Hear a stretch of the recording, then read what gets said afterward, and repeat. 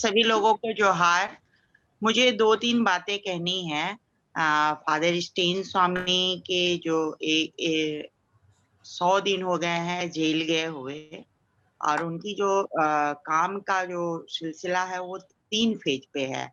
एक तो न्यायालय के अंदर में जो संघर्ष है, जो अमूमन कोई आदमी नहीं लड़ता है, उस न्यायालय के अंदर लड़ने की जो लंबी लड़ाई है, उसमें वो स्टेन स्वामी जैसे लोग जो है, उन्होंने खड़े रहकर लड़ा है।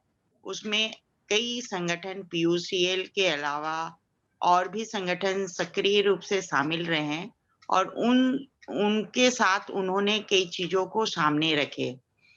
जिसमें अगर झारखंड में देखा जाए तो जल जंगल जमीन के जो सवाल है और उसके द्वारा जो वायलेशन होते रहे हैं, उनको लेकर जो स्टेट का रिप्रेशन रहा, सेंटर का रिप्रेशन जो रहा, वो एक महत्वपूर्ण सवाल थे उनके लिए और उन्होंने उनको लेके न्यायालय में फाइट किया। न्यायालय के बाद उन्होंने जन संगठनों के साथ फाइट किया। जन संगठनों के साथ-साथ उन्होंने बौद्धिक रूप में चीज़ों को उठाने के लिए बौद्धिक रूप में चीज़ों को उठाने की प्रक्रिया को उन्होंने अपनाया। ये 3 लेवल उनके जीवन का एक महत्वपूर्ण हिस्सा बन गया। मानवाधिकार का जो सवाल है, ये सवाल को लेकर वो गाँव के उन अंतिम व्यक्ति तक पहुँचने में वो सफल रहे हैं। और मुझे लगता है कि स्टैन का जो काम है, वो बहुत कम लोग समझ पाते हैं। ये एक देखने की ज़रूरत है और उनकी चीज़ों को जिस तरीके से स्टैन बहुत बारीकी से चीज़ों को देखते थे, उस बारीकी की देखने की नज़रिया को हमको देखना होगा और समझना होगा।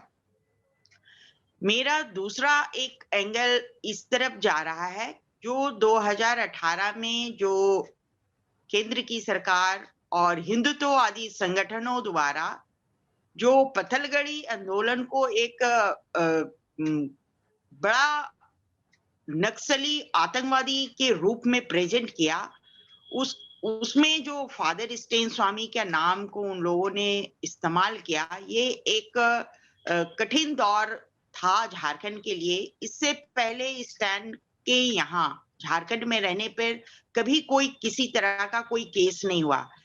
इसलिए केस नहीं हुआ क्योंकि वो न्यायालय की प्रक्रियाओं के अंदर भी उन बातों को ले जाते थे, जन संगठनों के माध्यम से भी ले जाते थे और बौद्धिक लेवल पर भी वो चीज़ों को उठाते थे। तो झारखंड में वो जो 3 स्तरीय जो बातचीत है, उसके स्तर पर वो बात करते थे। उनके लिए धर्म बड़ा एजेंडा नहीं था और धर्म के अंदर वो कभी अपने आप को समाहित नहीं किए थे।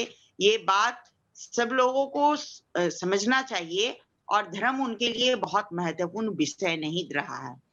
हिंदुत्ववादी संगठनों ने स्टेन स्वामी को इसी आधार पर फोकस किया और उनको कैप्चर करने की कोशिश की।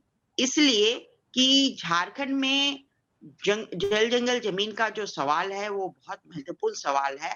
लेकिन 2014 के बाद ये सवाल जो है वो थोड़ा और विकराल रूप धारण किया और इसी समय जो नई गवर्नमेंट आई और जो केंद्र में भी हिंदुत्ववादी सत्ता ने जो कब्जा किया, उसने वही सत्ता झारखंड के अंदर भी रही और हम कहेंगे कि 16 साल का शासनकाल भाजपा का हिंदुत्ववादी संगठनों का तथाकथित हिंदुत्ववादी संगठनों का रहा। उन लोगों ने लैंड बैंक जैसे एक विकराल योजना यहाँ झारखंड में स्थापित करने की कोशिश की, जिसका स्टैन ने बहुत बारीकी से काम किया।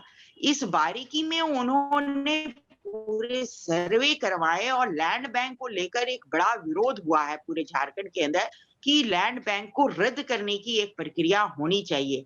नहीं होगी तो इससे पूरा का पूरा मानव जाति, आदिवासी समुदाय, आदिवासी कल्चर और पूरा पर्यावरण को नुकसान होगा। ये भयावह दृष्टिकोण जो है वो स्टेन स्वामी से हमको मिलता है और ये उन्होंने इस काम के लिए मुझे भी लगाया था और लगभग हम लोगों ने 3 महीना इस पर गाँव-गाँव घूमकर काम किए और इनको फोकस किया।